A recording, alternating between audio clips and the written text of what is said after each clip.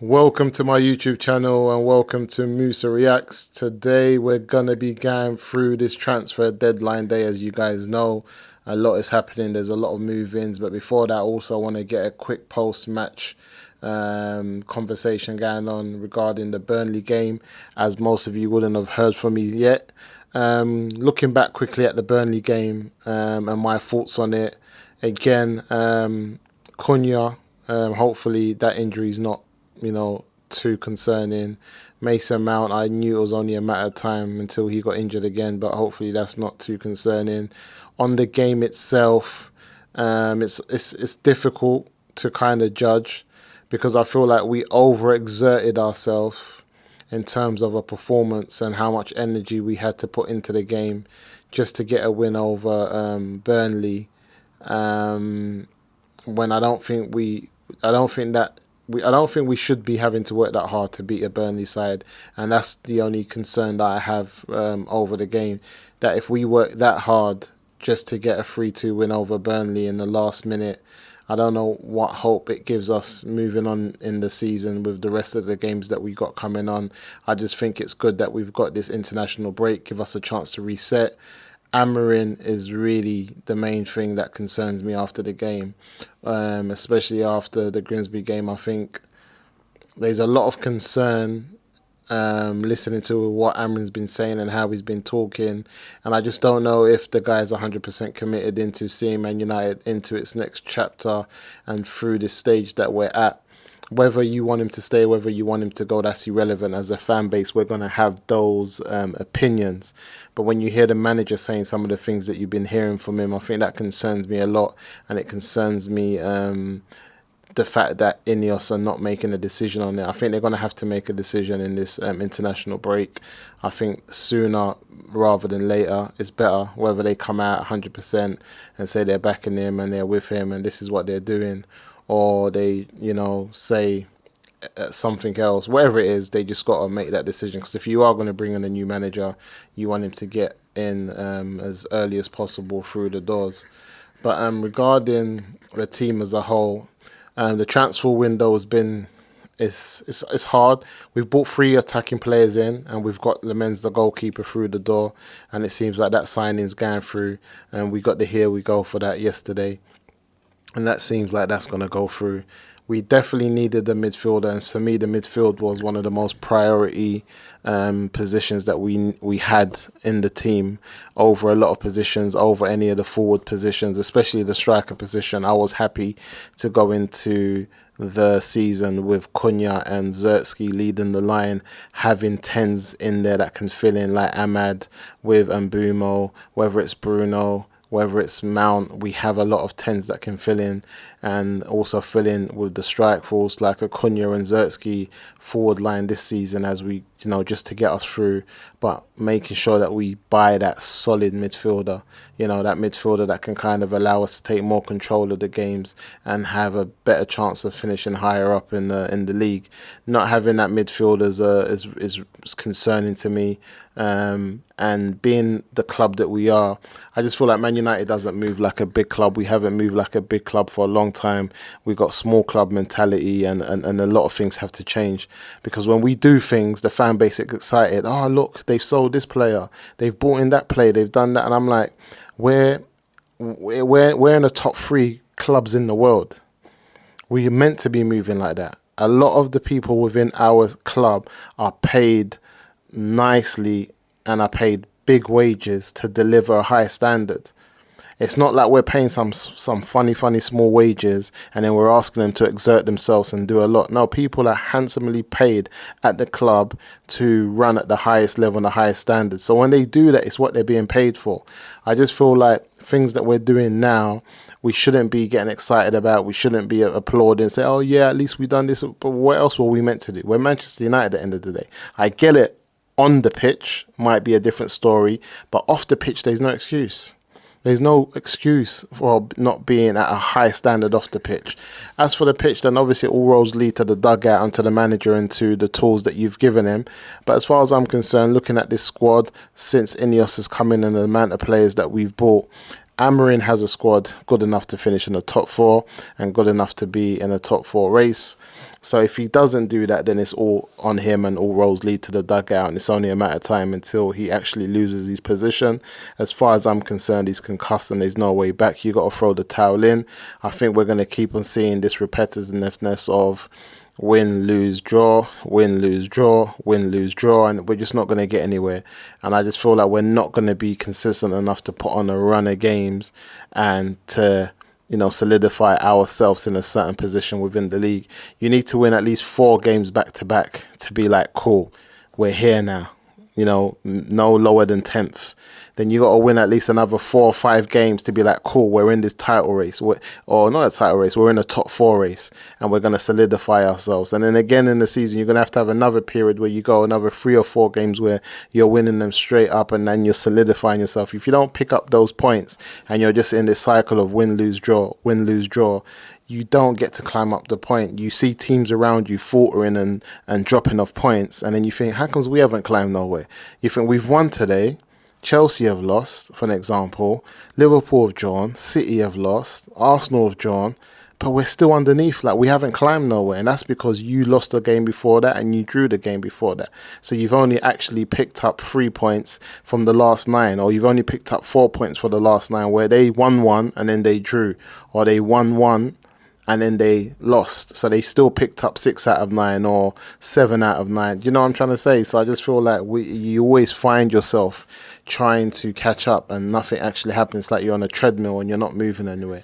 So that concerns me, and that's how I see the team moving forward until something drastically happens. The manager says a lot, speaks a lot, he speaks well, he's a lovely poet, but it's not getting anywhere. Nothing's really happening. If we look into this transfer deadline today, some of the players that are going out, we're seeing Jadon Sancho is having his medical at Aston Villa and he looks like he's out the door. Onana, his future's in doubt. They say that I think they're looking at him in Turkey, but the word is that Onana wants to fight for his position and stay. But the keeper's on his way in, and I guess that he's going to be starting. His data says that he's a good set-piece goalkeeper, and he's also good at shopping. Is a good showstopper. So I'm quite happy with the goalkeeper. I'm not really fussed. I think we needed an understudy who also has the ability to become first choice, and I think that's what he has. I think the only question we have here is between Biende and Onana, who is going to be the first choice and who is this keeper going to be understudy to, that he can come in and push out the way. From what we've seen so far, I guess Amarin believes that Biende is a better goalkeeper than Onana, and I don't even know if that's worrying, but for me it's a bit worrying. As much as I'm against Onana, I still think he's a better goalkeeper than Biende. I think it's very easy to forget some of the games where Onana has saved us, including last year, as bad as he is. I'm sure a lot of us can beg to differ, but I'm definitely not supporting or trying to argue his point. I think all roads lead to him being sold as quick as possible. We got Malacia should be on his way out, but he's finding it difficult. Nottingham Forest goalkeeper was linked to us, but obviously that's not happening. Man United are not expecting to sign a midfielder today. That was from Chris Wheeler, but you never know last minute. We were linked to Conor Gallagher, but that's just crazy when we've already got like a Mason Mount. Kobe Mainoo's been told that he can't leave and he can't go nowhere. Alhamdulillah, he gets to stay at the club, because I think having a midfield of just Ugarte, Bruno, Casemiro, with no Kobe in there, no option of a Kobe being in there, that is madness. I couldn't see that happening. Harry Amas gets his move to a championship side. And that's where we are so far. I guess all the big news coming out right now, the breaking news, it's all the other clubs. You got Isak going to Liverpool, which is madness. Newcastle getting Wieser in there, and they've already who else did they get? They already got the other guy, Voltemade from Germany. Who else is making moves right now? Spurs, they're looking at Conor Mawali. So I guess it's more action coming in from the rival teams rather than ourselves. I guess when we look at the players that's gone out, we've had Garnacho leave to Chelsea at 40 million, which is not bad. We've had Højlund leave and come out the club for 40 million. Again, that's not bad. We're having Anthony leave on 20 million, but we get 50% of any of his next move, which I think will make up the money. I think Anthony might move again for a region of around 30 to 40 million pound if he has a good season like he did last year, and if he moves for about 30 million to 40 million pound, you get 50% on that. That's 20 million coming to United, or 15 million on top of the 20 we're getting now, so that we end up getting back around 35 to 40 million for Anthony, which is not bad. So I think we're getting players out at the 40 million mark. We're not trying to go below that. Sancho, we're going to extend the 1 year option that we have on his contract so that we can try to get a sell for next year, and obviously getting his salary off the books this year. That helps. I'm happy we didn't go for Martinez. I just think he's another Argentinian Onana, full of mistakes. Got a big personality for someone for someone that makes a lot of mistakes. It's very similar to Onana, where they're both very much assured of themselves. But for someone that's making bare mistakes like that, how have you got your chest up high? How the heck are you moving like you're serious and you're letting in bare goals like that? It just doesn't make sense. So I'm kind of happy we didn't get him again. I just want a goalkeeper who is not known, simple, minding his own business, and just cracking on. I'm surprised that Lindelof went to Aston Villa, and we didn't do that last year to get some money for him. I'm surprised we let it go down to the end just for him to get another Premiership club. I can't believe we allowed that to happen, which is quite shocking. But I don't know, man. We've seen all of our ex-managers get the sack in Ten Hag, Mourinho and Oli. I know a lot of people were speaking about that, but for me, Ten Hag was successful at Man United. He won 2 trophies and he finished in the top 4. Mourinho won the European Cup and also finished in the top 4. Oli finished 3rd and 2nd and then got sacked in his 3rd year.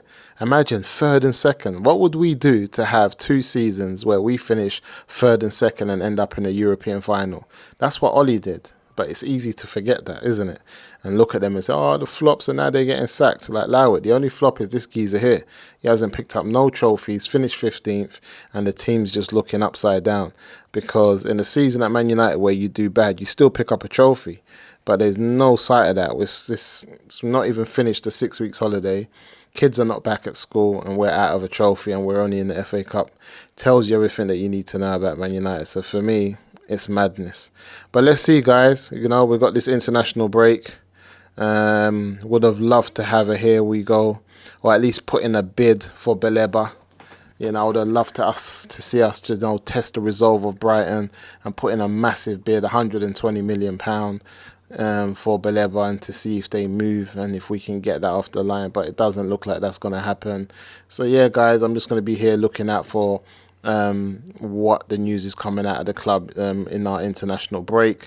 I might do a review on Amorim and his performance over I think he's had 30 games in the Premier League, so I might look over his 30 games, look what he's done, what's changed, what's improved, what's drastically dropped. Is there any chance of him being able to prevail at United? I'm going to look into that. I'm going to do a show on the signings that Ineos have made in the 2 summer windows. Their first window was last year and this year. I'm going to maybe do a score on all the signings that they've made, who's done well, who hasn't done well. Have they all been good? What was failure? What could they have done better? So I think I'm going to have a deep dive into the club during the international break and upload those videos. Besides that, let me know what you think of the signings that we've made so far. Let me know what you think of Amorim. Do you think that he's going to be able to turn it around? Just leave some conversations in the comments, and I'll sure to go through them and get involved. Don't forget to like and subscribe. Until the next one, I'm out.